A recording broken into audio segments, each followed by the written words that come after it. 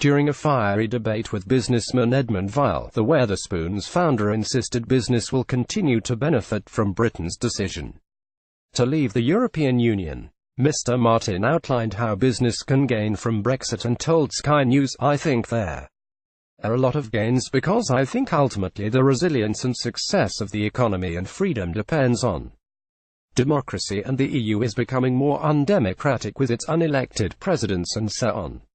You can look around the EU today and see terrible problems in Greece, no growth more or less in Italy since the eurozone was started. I don't think it's a good economic example, record profits shooting the lights out. The pub industry as a whole has been doing quite well," MartinBut Edmund Weil, who is the owner of Speakeasy Entertainment, said following the Brexit vote. The British people have less money in their pocket and are ultimately spending less. When asked by Sky News host Adam Boulton if Mr. Martin agreed, he replied, "No. We have done really well and put on a tremendous amount of trade over the last 3 years, record profits shooting the lights out. The pub industry as a whole has been doing quite well." Mr. Weil responded and said, "I would take issue with that.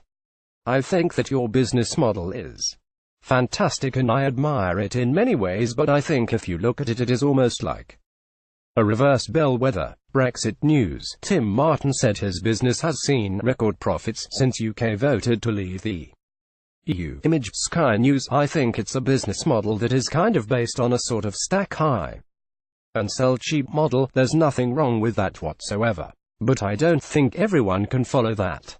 Just in the same way that not everyone can drop European products from their portfolio in their pubs. I think you are hedging very well against a hard Brexit.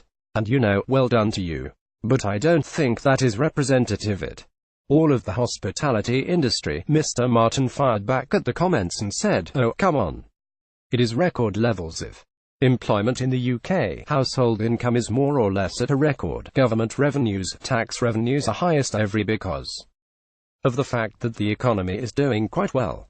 So, it's a good pitch, but I just don't think it's right." Prime Minister Theresa May's meaningful vote on her Brexit deal is set to take place on March 12. Mrs. May has said if her Brexit deal is rejected, MPs will be offered 2 votes by March 13 on whether the UK leaves with no deal or chooses to delay Brexit beyond March 29. The Prime Minister today appealed to the EU to bend after UK negotiators hit a brick wall as they tried to secure concessions on the Irish backstop.